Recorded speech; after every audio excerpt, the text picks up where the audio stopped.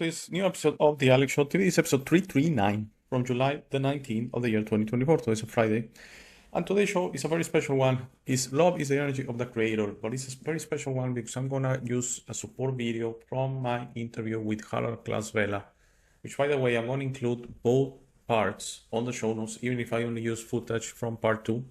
I used 2 support videos from that interview. And I've spoken about them quite a bit. You probably know the stories. You have followed me for a while now. One is the story, it's a 1-minute support video when Harald shares when Einstein had the chance to kind of accept that the law of conservation of energy, actually basically Newtonian physics, don't necessarily apply elsewhere. And he made an assumption and said, let's assume locally. And so they apply everywhere. And that was a killer for free energy, basically for the energy of the creator. I have a philosophical explanation that energy is available everywhere in the universe. That's why, if you think about it, planets, nature, the universe itself, solar systems, and that, they effortlessly are in constant motion. They go about their business with no issues. They don't have to create energy because energy is available to them. In a nutshell, the love of the creator, the love he has for his creation, for the oneness, for the everything, for you, for everyone listening, for me, for all planet Earth, for all the planets in all the universes, and for all its beings, that's the power of the universe. And that power is represented as motion, and that motion is love, okay? In a nutshell. So that's a very philosophical, not technical explanation, but Harald does a much better job to explain it on the second support video, which is the story I've shared many times of the father in Mexico City, that he invented out of sheer universal God creator-given wisdom, out of sheer pure love for his child. He modified a motorcycle and the back wheel, connected it to a generator, and the wheel will spin forever, effortlessly. So he's going to share the full story. It's around 3 minutes. So this is a short video. We're going to watch the 2 support videos. Again, these 2 stories, I've shared them many times, so my comments are probably going to be shorter than normal because I've already shared, and Harald does a great job in explaining it, so really there's very little for me to add. But let's watch the first video together. Einstein's work, basically, yes. Einstein's work, yeah, but he kind of forced it back into being calculable. He got scared and he pushed it back. He didn't let the child out. That's why I'm not a fan of Einstein. Yeah, he kind of came to the point of acknowledging that in warped space-time, the laws of conservation of energy are not valid. And then he quickly said, so let's assume locally flat space-time. Assumption, yeah. Assumption. Easy to prove wrong, but let's assume it to not fall into the trap of having free energy, because whoever financed him or controlled him would have put a bullet into his head. It would have declared that we have free energy available as soon as we locally warp space-time, because nothing as easy as that. Okay, so that's very self-explanatory, but in case you didn't catch it, what basically Harald is saying is that Einstein knew that the laws of conservation of energy, which are the ones that define the concept that energy is available, those laws basically say you have to produce energy, and whatever energy you're going to produce is less what the system started with. So if you have a ton of carbon that has a potential of X amount of energy, you're going to get at the end, at the most, X minus loss, and that's going to be the available output energy. So you input energy and you get less energy always. So how is energy available? If it's infinite, and if it's freely available, and it's abundant, and it's there without limits, doesn't work that way with that law, okay? He knew that law, he knew that law didn't apply through the universe, but he assumed and said, basically, in a nutshell, let's assume Earth conditions apply everywhere. So everywhere we're going to apply the law of conservation of energy, so that's not going to work, okay? And then Harald goes and mentioned that whoever was controlling him probably didn't like it. Sure, that makes a lot of sense, but that's, if you notice my reaction, that's not a justification, okay? When you have such an important task, some say Tesla died poor, drunk out there. There's a lot of confusion on how he died. I always felt that Tesla had his best intentions for humanity, his best intentions for planet Earth, and that's the reason he was not, pampered by, we know So in a nutshell, I've said it many times. That's why I'm not a fan of Einstein. That's one of the things of I'm not a fan of Einstein. The other is nuclear energy. He's the father of nuclear energy, basically.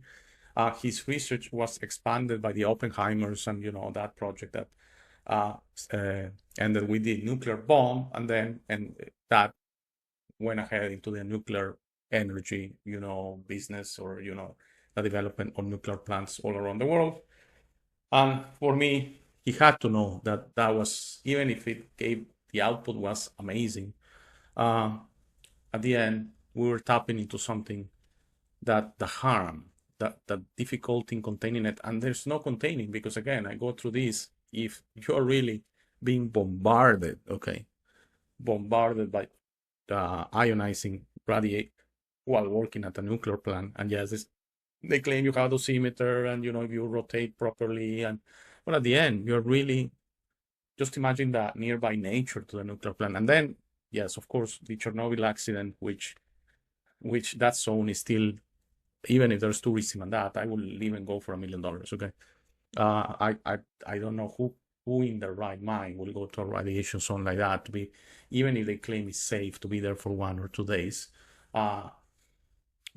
And I haven't shared this story many times, but I shared a long time ago.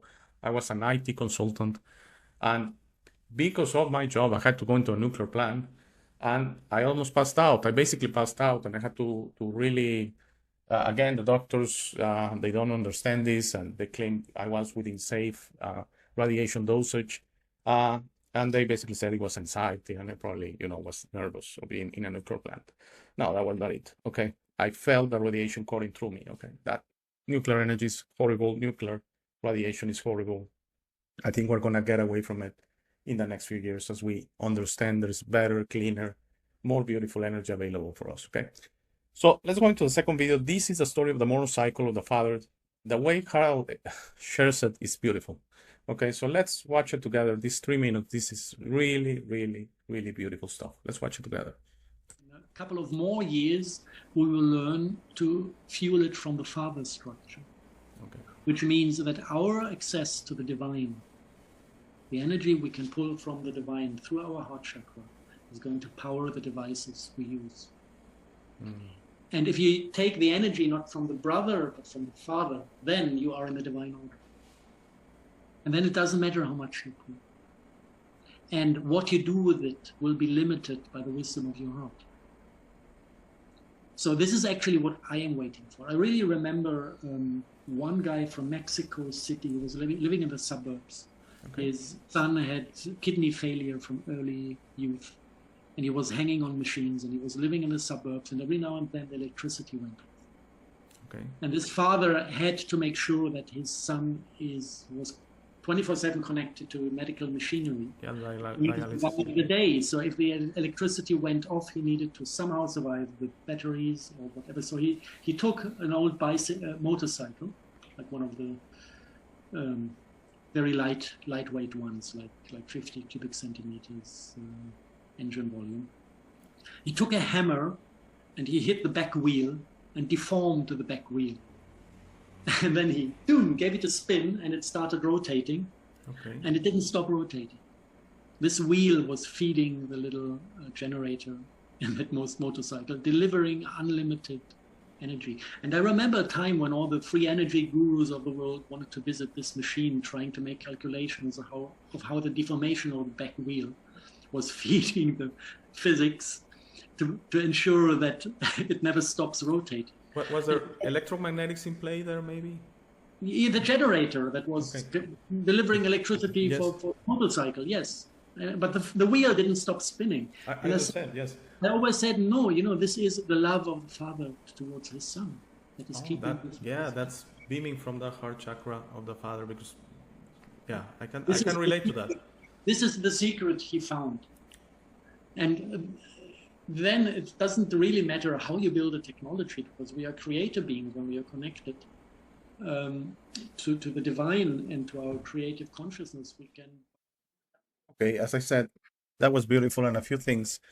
Again, I'm going to include the link to both episodes. They're both highly recommended. But I didn't want to include a longer support video, but before he went into that story, he was talking that through broader structures, which I'm going to use the analogy of imagining a highway, that's the parent, that's the full way of doing it. And broader structure is using a service road on the side, okay? So he said through broader structures, you could go as high as 8 kilowatts and recommended not, being 2 kilowatts with a peak of 8 kilowatts. And I share that's not going to cut it. Harald, like he said, of course, that's not going to cut it. That's basically, a house will be consuming, a couple of ACs will consume 2 kilowatts, okay? One AC normally consumes around 1 kilowatt, 1,000 watts.